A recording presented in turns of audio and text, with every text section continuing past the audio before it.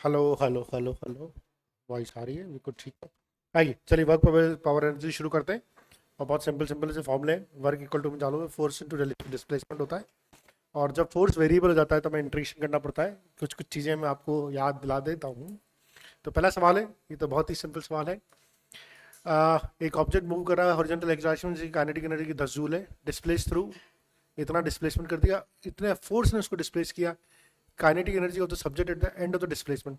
एक और बहुत अच्छी थ्योरम है वर्क एनर्जी थ्योरम, वो होती है work done by the all forces equal to change in the kinetic energy.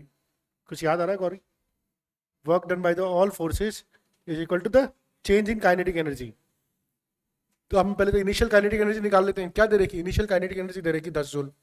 दे रखी नहीं दे रखी? एक ऑब्जेक्ट मूव कर रहा है एक्सलेरेशन जिसकी काइनेटिक एनर्जी 10 जूल है, तो इनिशियल काइनेटिक एनर्जी 10 जूल दे रखी। फिर डिस्प्लेस कर दिया उसको 3 मीटर हॉरिजॉन्टल डायरेक्शन में, फोर्स इतने ने। Kinetic energy of the object यानी कि काइनेटिक एनर्जी फाइनल पूछी है हमसे, ठीक है। तो W इक्वल टू डेल्टा के यानी कि K final minus K initial. अच्छा, वर्क डन कितना हो जाएगा? Force into displacement. Work done तो कितना हो जाएगा? Force into displacement. तो वर्क डन क्या हो जाएगा? F dot d s equal to K final minus K initial, तो क्या है? 10 जूल। अच्छा, फोर्स कितना दे रखा है? -2I plus 3J cap. और डी एस कितना है? 3I cap. इनका डॉट प्रोडक्ट करा हमने, के एफ माइनस 10I 10 जूल। तो 2 को 3 से मल्टीप्लाई किया तो -6, बाकी तो खत्म हो गया, है ना। तो के एफ -10, तो के एफ इक्वल टू हो गया 4 जूल, ठीक है। तो वर्क एनर्जी थ्योरम को सवाल था, है ना, work done equal to the change in the kinetic energy. याद है थ्योरम? थ्योरम बार बार इसी के पे सवाल आएंगे, बहुत सारे सवाल। देखो 50% लोग ही ठीक कर पा रहे हैं इसको। अब ये इस तरह के सवाल को एक बार समझा देता हूँ मैं। बहुत सिंपल तरीका होता है। एक ऑब्जेक्ट होता है जो 10 मीटर की हाइट से फॉल करता है, ठीक है। और after striking the ground it loses 50% of it energy, ठीक है। तो 10 मीटर की हाइट से गिरा, ये 10 मीटर की हाइट से गिरा, और यहाँ पर गिरने के बाद भैया ने 50% अपनी एनर्जी को लूज कर दिया। अब हमसे पूछना है कि वापस कब, कितनी हाइट तक ग्राउंड वापस जाएगा। अगर ये एनर्जी लूज नहीं करता तो टप्पा खाने में वापस उतनी हाइट पे जाता। अब ये बोल रहा है कि भैया अगर ये निकालो हाफ हाइट, ये कितनी हाइट होगी, ठीक है। अब इसको देखो, करने का तरीका क्या है। जब ऊपर से गिरता है, सारी की सारी जो एनर्जी होती है ना, पोटेंशियल एनर्जी भी काइनेटिक एनर्जी में कन्वर्ट हो जाती है, ठीक है। फिर वापस यहां से जब जाता है तो जितनी भी काइनेटिक एनर्जी होती है सब पोटेंशियल एनर्जी में कन्वर्ट हो जाती है। यहां पर इसकी कुछ पोटेंशियल एनर्जी थी, कितनी थी? mgh थी, mg इंटू टी, 10 mg थी। यहां पर आते आते वो सारी की सारी काइनेटिक एनर्जी में कन्वर्ट होगी।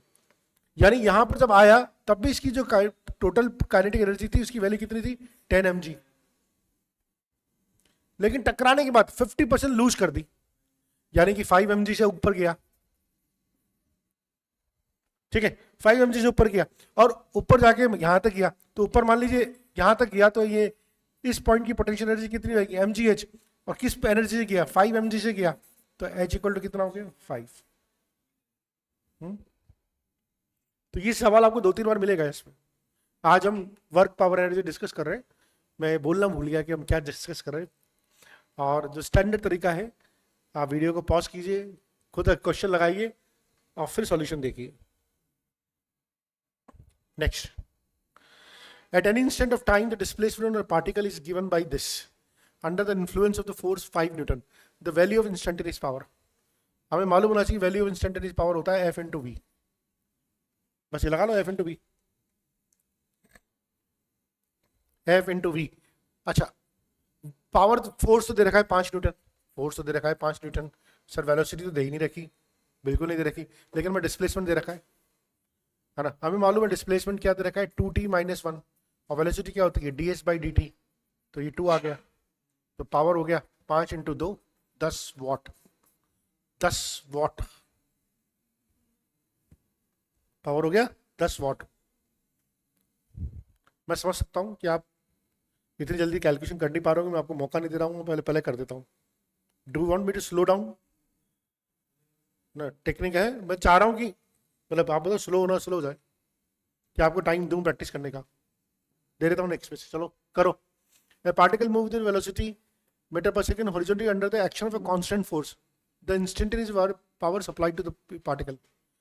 मैं चाहता हूँ आप कैलकुलेशन करो, मैं हिंट यहाँ पर लिख देता हूँ. इंस्टेंटेनियस पावर है फोर्स इंटू वेलोसिटी होती है, डॉट वेलोसिटी है ना, तो डॉट प्रोडक्ट करना बस सिंपल सा. So power equal to F into V. Force दे रखा है, लिख लेते हैं. फोर्स दे रखा है 5i minus 3j plus 6k. Velocity दे रखी है 10i plus 10j plus 20k, है ना. सॉरी मैंने उल्टा लिख दिया. ये वेलोसिटी है, वैसे करेक्ट नहीं पड़ेगा उससे, ये फोर्स है. ठीक है, तो एफ डॉट वी निकाला तो 50 माइनस 30 प्लस 120 140. ठीक है, पावर की यूनिट वॉट होती है. कर दें, आइए आइए चलिए. The potential energy will long spring when stretch by 2 centimetre is U. सबसे पहले तुम समझे कि पोटेंशियल एनर्जी स्प्रिंग को, जब अगर स्प्रिंग होता है, ये स्प्रिंग है, अगर मैंने ये इसका नॉर्मल लेंथ है, अगर मैंने इसको खींचा, एक्स कंपेंशन हुआ, एक्स एलोंगेशन हुआ, तो इसमें जो पोटेंशियल एनर्जी स्टोर होगी वो हो जाएगी 1/2 kx². where k is the spring constant, x is the elongation or compression, whatever. ठीक है, तो हमसे बोला है potential energy long spring when stretched. जब उसको स्ट्रेच किया तो 2 सेंटीमीटर की पोटेंशियल एनर्जी u है, तो u इक्वल टू जाएगा हाफ k इंटू 4. x को लिख दिया हमने 2 का स्क्वायर 4, यानी इससे क्या मालूम पड़ा, 2k equal to u, sorry 2k equal to u, या फिर बोल सकता हूँ k इक्वल टू u/2,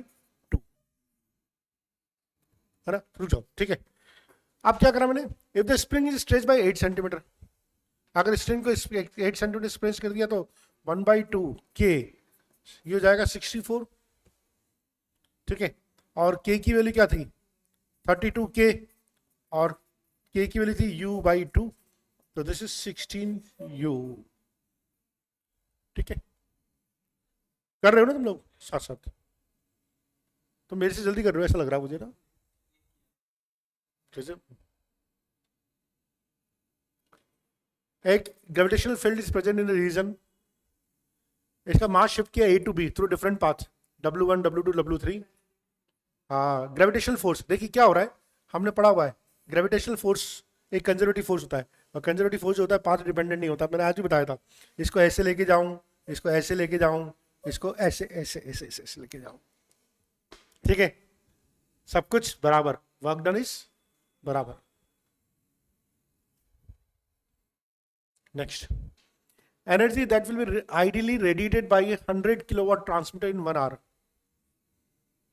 ठीक है, 100 kilowatt transmitted in 1 hour. मालूम होना चाहिए फॉर्मूला, पावर इक्वल टू होता है एनर्जी बाई टाइम.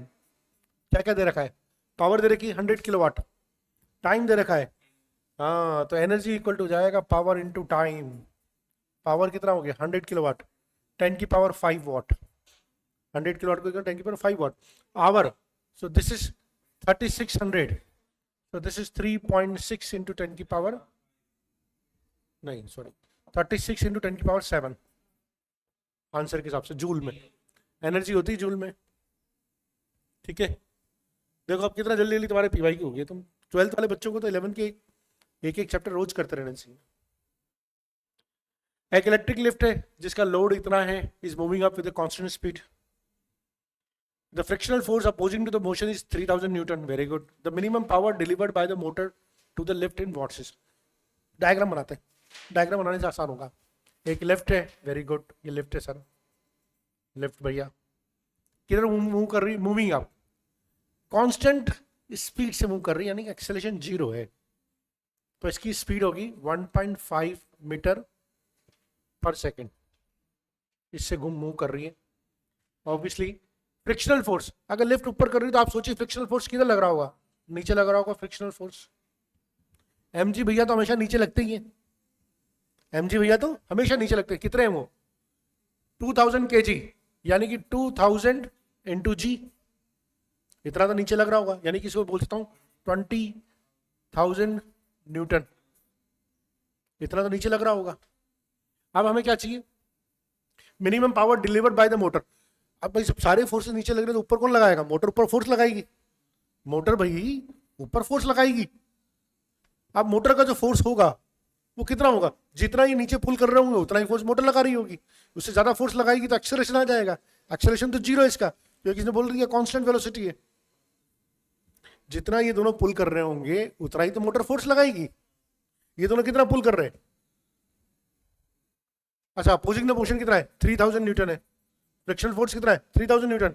ये 20000 न्यूटन, यानी जो मोटर फोर्स लगा रही होगी वो लगा रही होगी 23000 न्यूटन। ये समझ में आया नहीं आया? 23000 क्यों लेगा? मुझे नेट फोर्स जीरो करना था। नेट फोर्स जीरो क्या करना था? क्योंकि कांस्टेंट स्पीड दे रखी थी, एक्सेलरेशन तो है ही नहीं बॉडी का। तो टोटल फोर्स लगा 23000 न्यूटन। अब 23000 न्यूटन को power delivered F into v, तो 23000 into 1.5, so this is I think 34500 है ना, इतनी पावर डिलीवर हो जाएगी। नेक्स्ट, चलिए अभी अभी जो सवाल करवाया था बिल्कुल वैसा का वैसा ही सवाल आ गया वापिस। जब ऊपर से गिरता है इतनी एनर्जी लॉस हो जाती है, वो का वही सवाल आ गया। A particle released from height s from the surface of the earth at a certain height, its kinetic energy is 3 times of its potential energy. है ना? The height from the surface of the earth and the speed of the particle at the instant. Question पढ़ते जाओ आराम से करते हो। एक particle release हुआ, सरफेस ऑफ द अर्थ ये है, ये एस हाइट है, इससे रिलीज किया, ठीक है। ये क्या है? Earth, earth surface. अब क्या हुआ? At a certain height, at a certain height जब पार्टिकल रिलीज किया तो इसकी इनिशियल वेलोसिटी क्या होगी? जीरो। जब शुरू में रिलीज करेंगे इसकी वेलोसिटी जीरो होगी। Certain height is kinetic energy 3 times is potential energy. मान लीजिए ये कोई हाइट है, क्या ये कोई हाइट है। ये हाइट मान ली मैंने, कहां से मालूम है? Height from the surface of the earth. अच्छा, height from the surface of the earth, ये मैंने मान ली हाइट h है। इस जगह पे क्या होगा? इसकी काइनेटिक एनर्जी होगी वो 3 times of its potential energy होगी, ठीक है। निकाल लेते हैं। अच्छा, क्या काइनेटिक एनर्जी निकालने के लिए मुझे यहाँ पर वेलोसिटी पता होनी चाहिए जो ऊपर से ड्रॉप किया है, तो है ना। और मुझे ये मालूम है कि ये डिस्टेंस कितनी रहेगी? s minus H. यानी ये पार्टिकल कितना गिरा, यहां पर आते आते मान लीजिए पार्टिकल ए पोजीशन पर आया, कितना गिरा? ये s माइनस एच गिरा। और v होता है under root 2g s minus h, ये इसकी वेलोसिटी हो जाएगी। और तो अगर काइनेटिक एनर्जी बात करूंगा तो क्या हो जाएगी? वो half m 2g s minus h. ये काइनेटिक एनर्जी होगी नहीं होगी? इसकी होगी ना। इसको पूरा ऐसे सिंपली करके लिख सकते हैं mg s माइनस एच, ये तो होगी काइनेटिक एनर्जी। अब निकाल लो पोटेंशियल एनर्जी। इस पॉइंट पे पोटेंशियल एनर्जी कितनी होगी? mgh। ग्राउंड से कितना ऊपर है? h, तो इस पॉइंट पे पोटेंशियल एनर्जी कितनी हो जाएगी? mgh। अब कौन किसका तिगना चुगना लिख लो। At a certain height the kinetic energy 3 times the potential energy, तो अपन लिख सकते हैं mg s minus h equal to 3 times of potential energy. अब इससे रिलेशन निकालो, mg से mg कट गया, s minus h equal to 3h, तो 4h इक्वल टू s, तो h इक्वल टू आ गया s बाई 4। अब पहले तो अपन देखें क्या ऑप्शन है। s बाई 4 यहाँ पर भी, s बाई 4 यहाँ पर भी है भैया, दो जगह। अच्छा, तीसरे में भी है, यानी दूसरा पार्ट भी करना ही पड़ेगा, ठीक है। हमें लग रहा था चढ़ने की जरूरत नहीं है। अच्छा, speed of the particle at that instant. अच्छा, स्पीड ऑफ द पार्टिकल तो निकाल ली ना मैंने, ये v equal to under root 2gh s minus s, यहाँ पर h की वैल्यू रख दो, काम हो गया। v equal to 2g s minus s by 4, value रख दी। v equal to 2g 3s by 4। और सॉल्व कर लो उसको, और सॉल्व कर लो तो क्या आ जाएगा? हाँ, ये हो गया ना 3gs बाई 2, थर्ड ऑप्शन, बहुत क्लोज ऑप्शन से। स्क्वायर रूट में गलतियां हो सकती है, राइट। हेलो हेलो, क्या कह रहे? बी और यार इसमें 2 के ऊपर ऐसे क्या कर रहे हो यार? चलो कोई बात नहीं, आइए नेक्स्ट। वाटर, अच्छा ये समझ लो, water falls from height of 60 metre at the rate of 15 kg per second to operate a turbine. ऊपर से पानी गिरता है, ऊपर से जो पानी गिरता है वो पोटेंशियल एनर्जी को काइनेटिक एनर्जी में कन्वर्ट करता है, काइनेटिक एनर्जी उसके ऊपर गिरती है तो पावर में कन्वर्ट होती है। हमें मालूम है पावर इक्वल टू होता है mgh/t, एनर्जी अपॉन टाइम। तो अच्छा m/t इंटू gh भी लिख सकता हूँ इसको। m/t कितना है 15 kg पर सेकेंड। पानी के गिरने की जो रफ्तार है वो कितना है, हर सेकंड 15 kg गिर रहा है। तो m/t 15, g भैया 10, h भैया 60, सॉल्व किया 9 किलोवाट। ये तो हुई पावर, इतनी तो पावर हमने गिराई उसके ऊपर, इतनी पावर जनरेट की, कितना लॉस हो गया 10% लॉस हो गया। तो आउटपुट कितना आएगा 10% का, क्या 0.9 किलोवाट खत्म हो गया। अरे इतनी पावर तो इनपुट दी, 10% फ्रिक्शन लॉस चला गया, तो जो पावर आउटपुट होगी 8.1 किलोवाट। 9 का 10% निकाल लो ना, 0.9 किलोवाट आ गया। तो 0.9 किलोवाट तो वेस्ट हो गया, तो बची कितनी 8.1 kilowatt. Next, energy required to break one bond in DNA is 10 की पावर -10 जूल।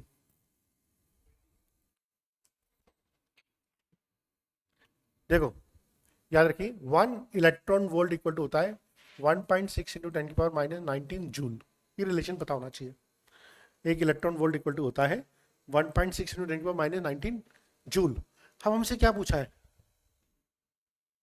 हमसे पूछा है, हमें जूल में दे रखा है, इलेक्ट्रॉन वोल्ट में रिलेशन पूछा है। तो एक जूल बराबर क्या हो जाएगा 1/1.6 इंटू 10 की power 19 electron volt.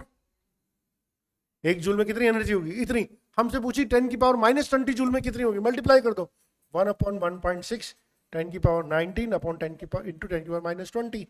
so this is 1/16, 1/16 equal to 0.06।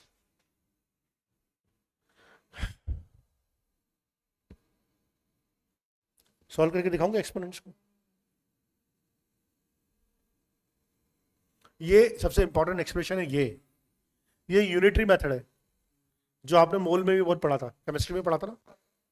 ये बार बार यूनिटरी मेथड कहीं पीछा नहीं छोड़ता। मैं कल वो एक बच्चा जो अभी आया ना नीट के लिए, उसको बोलने लगा, मैंने कहा अपन मैथ्स पढ़ेंगे, मैथ्स कमजोर है। कि सर मैंने तो मैथ्स ली नहीं, मैंने तो बायो ली है।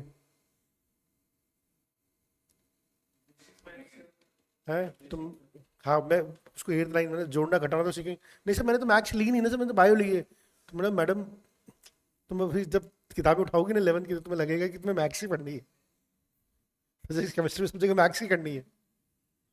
तो उसको समझाने में बहुत जोर आया, सर पर मैंने तो बायो ली है, आप मुझे मैथ्स क्यों पढ़ा रहे हो। हाँ जी 0.06, ठीक है। नेक्स्ट 12, भैया बहुत अच्छा सवाल है ये।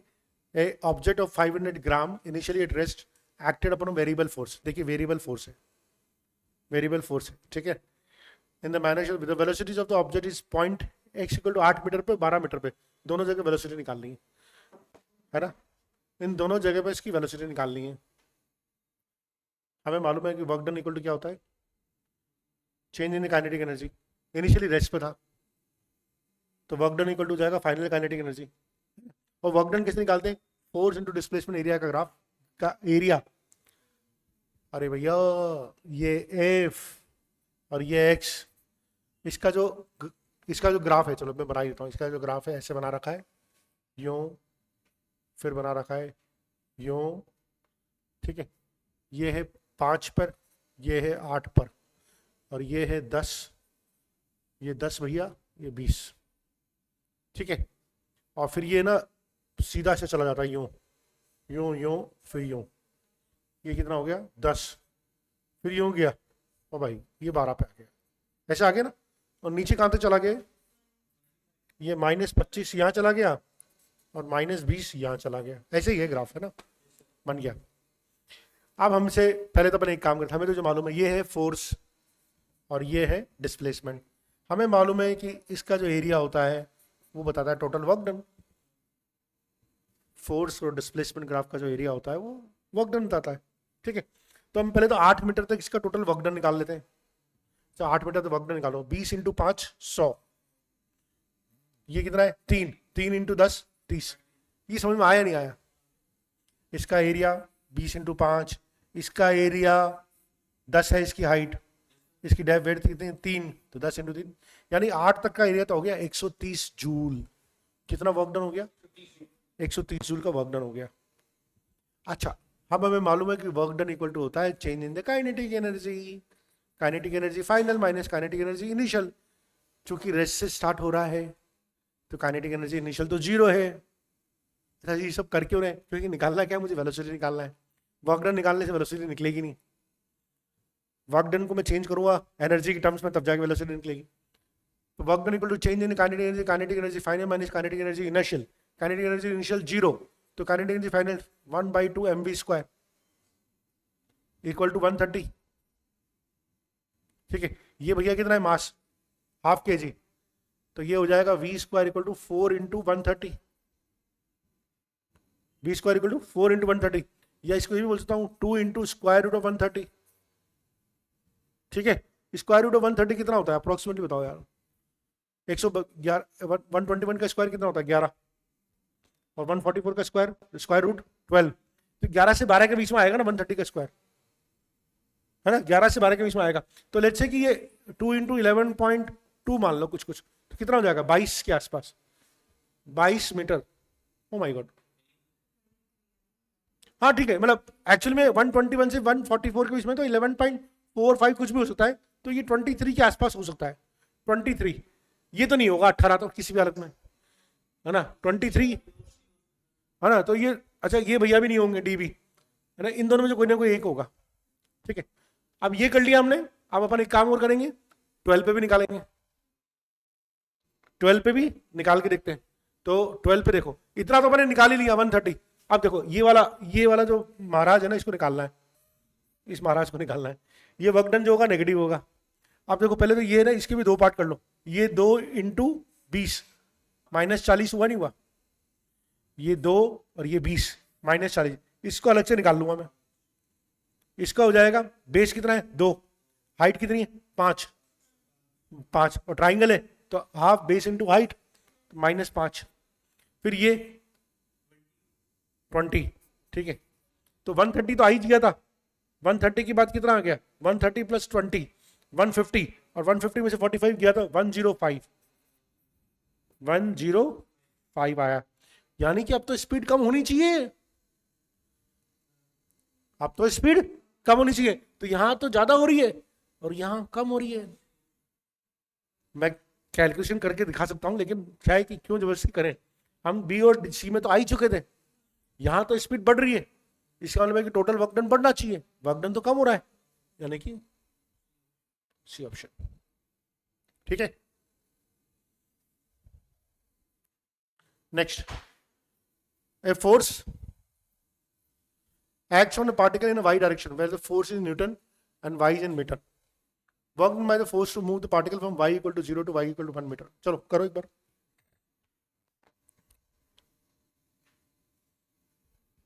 फोर्स वेरिएबल फोर्स है। फोर्स कौन सा फोर्स है? वेरिएबल। अच्छा, कैसे मालूम पड़ता है सर वेरिएबल है? आप कभी बोलते तो फिक्स फोर्स है, कभी बोलता है वेरिएबल फोर्स है। मैं बोल रहा हूँ यार किसी पार्टिकल में 10 न्यूटन का फोर्स लग रहा है तो ये तो फिक्स फोर्स है, लेकिन मैं बोलूँ कि जो फोर्स है वो 10x आई कैप है। यानी कि जैसे जैसे पार्टिकल आगे जाता जा रहा है फोर्स की क्वांटिटी भी बढ़ती जा रही है, वेरिएबल फोर्स है। ठीक है, तो यहां पर भी फोर्स वेरिएबल है। क्यों वेरिएबल है? क्योंकि फोर्स इक्वल टू लिख रहा है 20 + 10y, y के ऊपर वेरी कर रहा है। और work done by the force from 0 to 1, है ना? तो देखिए वर्क डन होता है F dy, 0 से 1 इंटीग्रेट करेंगे, है ना? इंटीग्रेट करने में 20 + 10y dy 0 to 1, this is 20y + 10y²/2, तो 5y², और 0 to 1 की लिमिट लगा देंगे 20 + 5 25। ठीक है, अगर आपको इंटीग्रेशन में दिक्कत है तो हमारा इंटीग्रेशन का वीडियो देखें। ठीक है, लेकिन बच्चों के लिए बहुत जरूरी है, इनको लगता है सर मैथ्स क्यों पढ़ा रहे हो आप? जब फिजिक्स करने बैठते हैं तो फिजिक्स तो कितनी सी है, फॉर्मूले तक। आइए, ये भी बहुत अच्छा सवाल है। A body initially at rest, अब इसमें सर्कुलर मोशन का भी कॉन्सेप्ट लग गया। Initially it is sliding along a frictionless track. देखिए ये ट्रैक है, यहाँ से बॉडी ने गिरी और गिरने के बाद इसने सर्कुलर लूप कंप्लीट किया, सर्कुलर लूप कंप्लीट किया, तो उसकी हाइट कितनी होगी? अगर आपको मालूम हो तो ये होता है, अगर सर्कुलर लूप कंप्लीट करना होता है, वर्टिकल सर्कुलर लूप कंप्लीट करना होता है, क्या होता है इसकी कंडीशन? 5 GR कंडीशन होती है। इस पॉइंट पे जो है ना वेलोसिटी क्या होनी चाहिए? Under 5 GR। और ड्राइव नहीं करूंगा मैं उसको, ठीक है, हालांकि एक लाइन का ही ड्राइव है वो, ठीक है। इस अगर सर्कुलर मोशन का मतलब क्या होता है? सर्कुलर मोशन मतलब समझाता हूँ मैं, मेरा फेवरेट टॉपिक है ये, वर्टिकल सर्कुलर मोशन। देखो दिस इज, ये मेरे हाथ में एक वायर है, ठीक है, मैं इसको वर्टिकल सर्कुलर मोशन करा रहा हूँ, this is called vertical circular motion, ठीक है। और हॉरिजॉन्टल सर्कुलर मोशन ऐसे ऐसे हो, ये हॉरिजॉन्टल हो जाएगा। What is the difference between vertical circular? देखिए वर्टिकल सर्कुलर मोशन है ये। अब अभी ये नहीं कर रहा, मैंने इसको थोड़ी सी वेलोसिटी मोशन नहीं किया, मैंने और वेलोसिटी दी, अभी बीच में स्लैक होकर टूट गया, लेकिन मैं एक मिनिमम एक वेलोसिटी ऐसी दूंगा जिसमें ये लूप पूरा कंप्लीट करेगा, that is called the vertical loop complete करने की मिनिमम वेलोसिटी, और उसकी वैल्यू होती है under root 5 GR। G is gravity due to earth और R is the radius of the circle. Obviously अगर बड़ा सर्किल बड़ा लूप होगा तो ज़्यादा मुझे वेलोसिटी देनी पड़ेगी, तो मुझे यहाँ पर मिनिमम अंडर रूट 5 GR देनी है, तब जाके ये आएगा, है ना। अब ऊपर पोटेंशियल एनर्जी कितनी होनी चाहिए? mgh। वो mgh पूरी की पूरी काइनेटिक एनर्जी में कन्वर्ट हो जानी चाहिए, वो पूरी की पूरी काइनेटिक एनर्जी में कन्वर्ट हो जानी चाहिए। तो क्या करूं मैं, यहाँ पर है रेस्ट पे है h, तो ऊपर जो एनर्जी होगी mgh, this will be converted into 1/2 mv², ठीक है। या मैं हाँ सीधा लिख दूँ ना, 1/2 mv², या मैं क्या बोल सकता हूँ, हाँ ठीक है, वन ये mgh इक्वल टू 1/2 mv², खत्म। v की वैल्यू कितनी है? अंडर रूट 5 GR रख दो, mgh हाफ m 5 GR। क्या कट रहा है? g g m m, तो h इक्वल टू हो जाएगा 5r/2। हाइट की वैल्यू क्या होनी चाहिए? 5r/2, लेकिन डायमीटर की फॉर्म में दे रखा है, डायमीटर की फॉर्म में दे रखा है, height is equal to diameter की फॉर्म में क्या हो जाएगा? 5d/4। अरे भैया h इक्वल टू 5r/2 ना, r इक्वल टू क्या होता है? d/2, तो 5d/4 हो गया ना, है क्या करें, क्या एजम्पशन करो? याद है ना, इस तरह के सवाल बहुत आएंगे। इंक्लाइन प्लेन से आया यहाँ पर पार्टिकल आया और बोला सर्किल लूप कंप्लीट कर लिया, या बोला सर्किल लूप कंप्लीट नहीं किया, यहाँ से यहाँ के बीच में कहीं आके ब्रेक हो गया, तो वो भी मालूम होना चाहिए, अंडर रूट 3 GR से 5 GR के बीच में आता है। और यहाँ से आके बीच में ब्रेक आ गया तो अंडर रूट GR से 3 GR के बीच में आता है। देखो ये कंप्लीट होने के लिए 5 GR चाहिए, यहाँ लटकने के लिए 3 GR से 5 GR के बीच में चाहिए, यहाँ लटकने के लिए चाहिए GR से 3 GR के बीच में चाहिए। नहीं, सर्कुलर लूप की कंडीशंस होती है, हाँ कुछ बताया था ना, क्या बात है, भूल गए।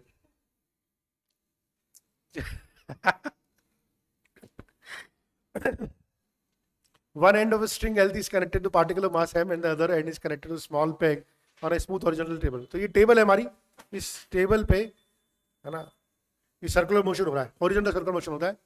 और जब टेबल में सर्कुलर मोशन हो रहा है तो ये एक रस्सी में जो टेंशन हो रही है उसकी वजह से सर्कुलर मोशन हो रहा है। जो सेंटीमीटर फोर्स होता है वो कौन देता है? टेंशन देती है, और उसकी वैल्यू होती है mv²/L। मतलब जो सर्कुलर मोशन जैसे मैं करवा रहा हूँ ना, ये कहाँ गया मेरा तार, कहाँ चला गया? देखिए कहीं भी दुनिया में कहीं पर भी सर्कुलर मोशन हो रहा है, चाहे इलेक्ट्रॉन न्यूक्लियस के चारों तरफ चक्कर लगा रहा है, चाहे अर्थ के सन के चारों तरफ प्लेनेट चक्कर लगा रहे हैं, चाहे मैं एक बच्चा रस्सी में ऐसे पत्थर बांध के घुमा रहा है, ये सब सर्कुलर मोशन है। और सबके पीछे सर्कुलर मोशन होने के लिए सेंट्रीपिटल फोर्स चाहिए, और सेंट्रीपिटल फोर्स अपने आप में कोई फोर्स नहीं होता, उसको कोई नहीं देता है। यहाँ पर कौन दे रहा है? उसको टेंशन दे रहा है। अर्थ के चारों तरफ सन के जब चारों तरफ चक्कर लगा रहे हैं प्लैनेट्स, उनको कौन दे रहा है? ग्रेविटेशनल फोर्स दे रहा है। जब न्यूक्लियस के चारों तरफ इलेक्ट्रॉन चक्कर लगा रहे हैं, इसको इलेक्ट्रोस्टैटिक फोर्स इसको इलेक्ट्रोस्टैटिक फोर्स सेंटीमीटर फोर्स होता है। तो सेंटीमीटर फोर्स अपने आप में कोई फोर्स नहीं होता, कोई ना कोई देता है इसको, रस्सी के लिए टेंशन दे रहा है, तो T equal to m v square by R. तो net force on the particle is T, net force on the particle is T. T तो T is equal to m centimetre force, ये मत करना T minus m v square by L, ठीक है। आप देखो यहां पर 27% 21% लोगों ने एक बार प्लस किया माइनस किया,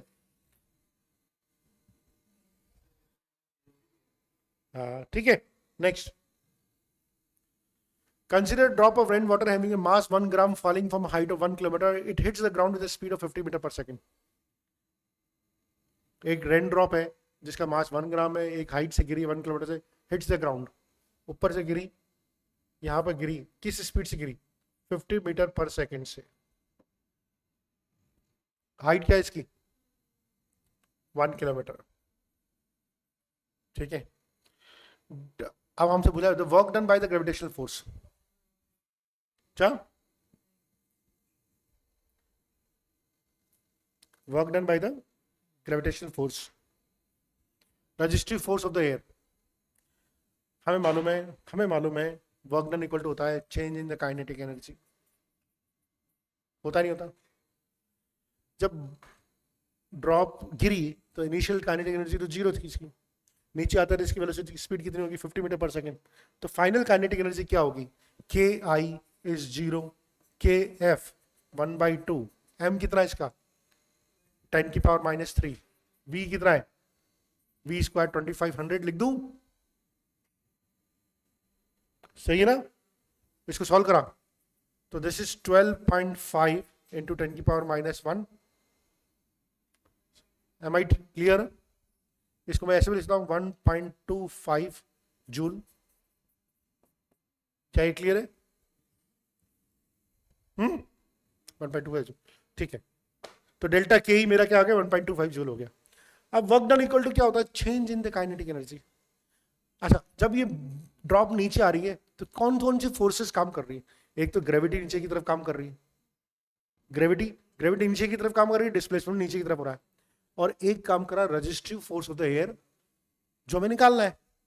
तो work done by all the forces, work done equal to delta K E, delta K E आ गया 1.25 joule. Work done by gravity plus work done by air, work done by gravity plus work done by air. सबसे पहले तो work done by gravity पूछा उसने, तो W G क्या हो जाएगा? M G H. एम कितना है? 10 की पावर -3, जी कितना है? 10 ले लो, हाइट कितनी है? 10 की पावर 3, तो वर्क डन कितना हो जाएगा? 10 joule. Work done by gravity कितना हो जाएगा? 10 जूल। अब ये भी ऑप्शन, अच्छा माइनस तो हो ही नहीं सकता, मोशन को सपोर्ट कर रहा है, तो ये तो एक ही ऑप्शन बच गया यार। चलो कुछ चेक करने की जरूरत क्या है, अपना आप दूसरा -8.75 जूल आ जाएगा बस। अभी कहां से बस झमा ही ले रहे हो तुम, क्या बताओ? दक्ष को लग रहा है तो यार इतने सवाल क्यों कर रहे हैं यहाँ पर? ये 17th, a particle moves from a point to point when a force is applied। अब यार ये तो कर लो यार, वरना हाउ मच वर्क, हमें मालूम है F.ds होता है, F.ds या F.dr, जो भी बोलो आप, ठीक है। फोर्स दे रखा है और डिस्प्लेसमेंट दे रखा है, डिस्प्लेसमेंट वेक्टर दे रखा है, तो सबसे पहले तो डिस्प्लेसमेंट वेक्टर निकाल लो आप, हो जाएगा R2 - R1, तो 4j + 3k cap -2i cap + 5j cap. इसको सॉल्व करेंगे तो 2i कैप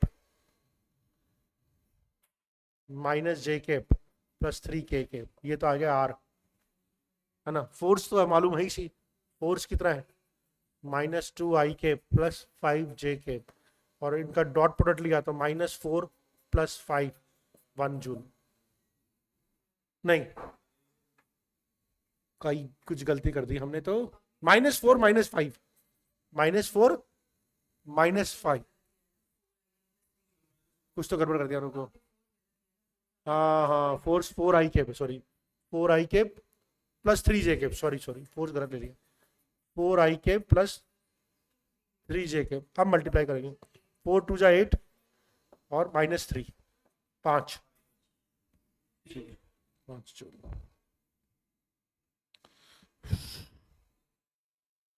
नेक्स्ट, बस 5 सवाल और करेंगे. A body of mass 1 kg begins to move from rest under the action of a time-dependent force, where I, J, K are unit vector along x and y axis. What power will be delivered by the force at what time t? कौन आ रहा है? What power will be delivered? Power will be delivered will be F into V. Sir आपने force दे दिया, velocity कैसे निकालेंगे इससे? Force दिया हुआ है.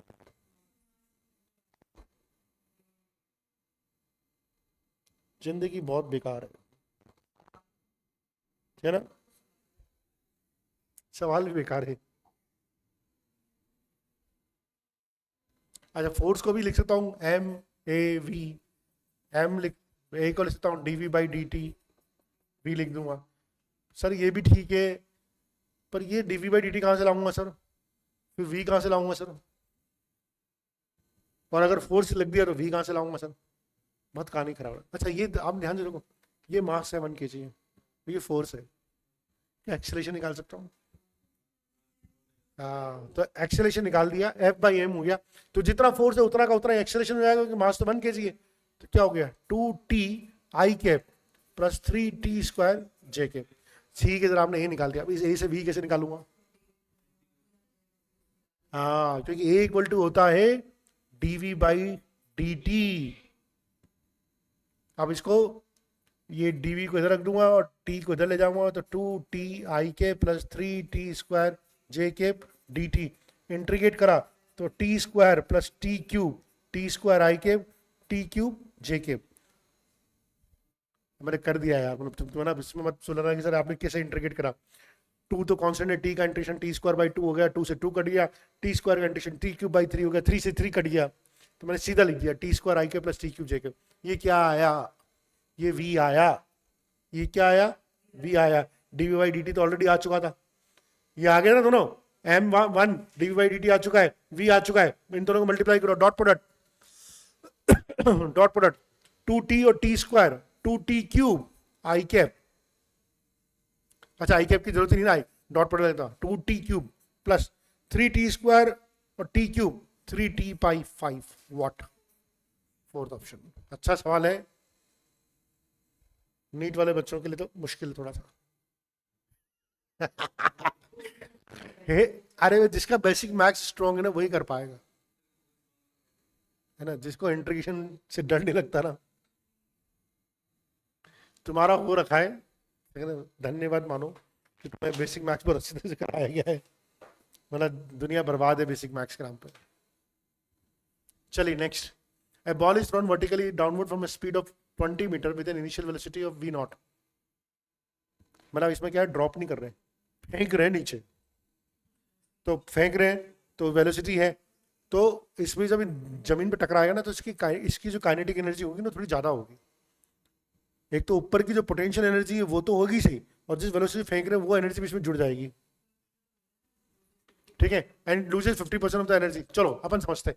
ये ऊपर से आया, नीचे टकराया, ऊपर मैंने एक वेलोसिटी से फेंका, v नॉट से फेंका इसको. हाइट कितनी इसकी? 20 मीटर. हमें मालूम है v इक्वल टू होता है u स्क्वायर प्लस 2gh.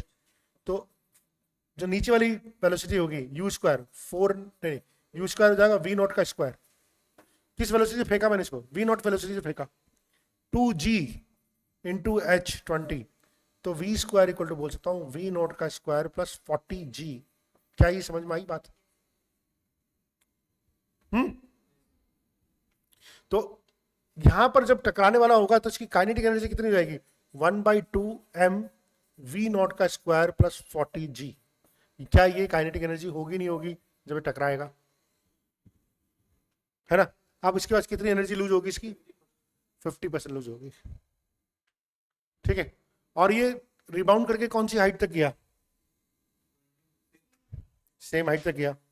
ठीक है, यानी इसकी भी आधी एनर्जी. अब इसकी आधी एनर्जी तो 1/4m v नॉट का square plus 40g equal to mg into 20 height तक चला गया ऑफिस. ठीक है, अब क्या निकालना है? वी नॉट निकालना है। चलो सॉल्व करो इसको। तो ये मैं लिख सकता हूं, अलग करो, मैं इसको लिख सकता हूं एम वी नॉट का square plus 40 M G equal to 80, क्या, हाँ ये भी सही बात है, लो एम से एम कैंसिल किया, तो वी नॉट का square plus 40 G equal to बोल सकता हूँ 80 जी, देखो ध्यान से, है ना। तो वी नॉट का स्क्वायर इक्वल टू बोल सकता हूँ 40 जी, तो वी नॉट इक्वल टू बोल सकता हूँ √400 which is what, which is 10√2, नहीं 20√2, नहीं हाँ 20 आ गया, सॉरी, अरे यार 20 आ गया, ठीक है, 400 का स्क्वायर रूट 20 मीटर पर सेकेंड, ठीक है। देख लो ज्यादा सवाल होते तो मेरा भी दिमाग काम करना बंद कर दिया।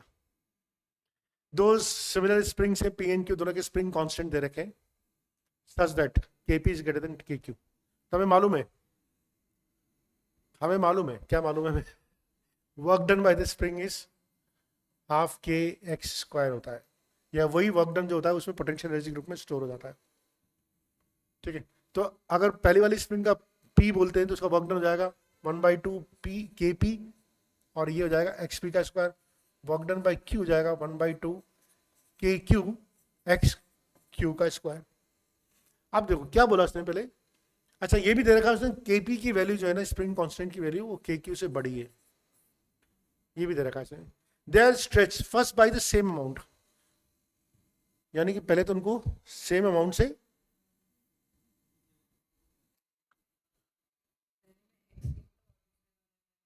Then first they are stretch first by the same amount. Same amount से क्या मतलब होता है, यानी कि दोनों का सेम एक्स, दोनों का एक्सटेंशन सेम है, एक्स पी बराबर एक्स क्यू होगा। तो उसमें पूछा है उनके हमेशा हमेशा वर्क डन का रेशियो पूछा है, तो पहले तो उनका एक्सटेंशन सेम है, यानी कि केस 1 एक्स पी बराबर एक्स क्यू। ओ भाई गिव अप मत मारो यार, तुमने गिव अप मार दिया, दोनों का एक्सटेंशन सेम है, एक्स पी बराबर एक्स क्यू। अब हमसे वर्क डन का रेशियो पूछा है, तो वर्क डन हो जाएगा W P upon W Q equal to K P upon K Q, क्योंकि एक्स पी और एक्स क्यू तो सेम है। अब हो जाए इनमें से ये रेशियो का क्या होगा, हमें मालूम है के पी की वैल्यू के क्यू से बड़ी है, तो हम ये बोल सकते हैं कि work done by P is greater than work done by Q. क्या समझ में आया, और ये एक ही ऑप्शन है भैया, और कुछ है ही नहीं, दिमाग में मतलब आ गए तो तुम तो करोगे तो फोर तो तो ये सवाल दिखने में टफ है, लैंग्वेज टफ है easy. Next, a block of 10 kg moving in x direction with a constant speed of 10 meter per second subject to a retarding force, subjected to a retarding force during its travel from x equal to 20 to 30 meter, its final kinetic energy will be, तो वही work energy theorem लगेगी, change in the kinetic energy. Initial kinetic energy कितनी है इसकी, initial kinetic energy 1/2 m 10 kg v square 100, है ना। Initial speed कितनी 10, तो 10 का स्क्वायर हो गया ना, 500 जूल के आसपास इसकी इनिशियल काइनेटिक एनर्जी है ना। हमसे पूछी इसकी फाइनल काइनेटिक एनर्जी, यानी कि के एफ पूछी है, कोई बात नहीं, हमें मालूम है कि work done by all the forces equal to होता है change in the kinetic energy, यानी कि K F minus K I 500 joule.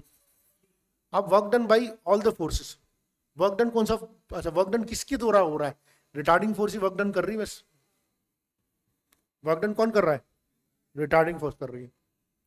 आप रिटार्डिंग फोर्स का वर्क डन निकालना है, वर्क डन तो वेरिएबल है, तो इंटीग्रेशन तो फिर भी आएगा। कौन वर्क डन कर रहा है, सिर्फ रिटार्डिंग फोर्स ही कर रही है ना, और कोई तो कर नहीं रहा, कोई ग्रेविटी नहीं लग रही, कोई और कुछ नहीं लग रहा इस पर, तो वर्क डन, पहले तो वर्क डन निकालो, वर्क डन इक्वल टू जाएगा एफ डॉट डी एक्स, ये वर्क डन होगा। एफ वेरिएबल, अच्छा सर आप कभी तो एफ डॉट एस कर लेते हो, कभी इंटीग्रेशन कर लेते हो, अरे वेरिएबल है ना इसलिए इंटीग्रेशन करना पड़ेगा, अगर कांस्टेंट होता तो मैं सीधा एफ डॉट डी एस कर लेता, वेरिएबल है, एफ की वैल्यू कितनी है 0.1 एक्स। अच्छा ये वर्क डन नेगेटिव होगा कि पॉजिटिव होगा, रिटार्डिंग फोर्स है। रिटार्डिंग फोर्स का मतलब ही क्या होता है? अगर डिस्प्लेसमेंट आगे है तो फोर्स पीछे लग रहा है, यानी वर्क डन तो नेगेटिव होगा। जैसे work done by friction is always negative, क्योंकि फ्रिक्शन हमेशा डिस्प्लेसमेंट के अपोजिट लगता है। तो रिटार्डिंग फोर्स है तो इसका वर्क डन तो हमेशा नेगेटिव होगा। बाद में नेगेटिव लगा देंगे अपन। 0.1x कहां से कहां तक इंटीग्रेट करना है इसको? 20 भैया से लेकर 30 भैया तक 0.1x dx। क्या ये समझ में आया? इसको लिख सकता हूं मैं 1/10, तो आगे ले लिया, x का इंटीग्रेशन हो जाएगा x²/2। इसको और करूं तो 1/20 x², लिमिट कहाँ है 20 से लेकर 30, x², 900 - 400, 500/20, 0 से 0 कट गया 25। क्या आया? हाँ अब तो दिख गया तुम्हें। तो ये 25 आया। अभी 25 माइनस का आएगा पॉजिटिव प्लस का आएगा? माइनस का आएगा, क्योंकि रिटार्डिंग है। क्योंकि रिटार्डिंग है तो अब के फाइनल कितना हो जाएगा? 475। ठीक है, मैंने पहले बता दिया रिटार्डिंग का वर्क डन हमेशा नेगेटिव होता है। 475 जूल। अच्छा सवाल है। चलो मेरे ख्याल जब पॉज करें, मैं तुम्हारी शक्ल देख के मेरी हिम्मत नहीं हो रही आगे बढ़ने की। ठीक है, कल करेंगे। अभी 20 क्वेश्चन और बचे, पर आज हम यही बहुत है। ठीक है, चलिए, ओके, बाय बाय।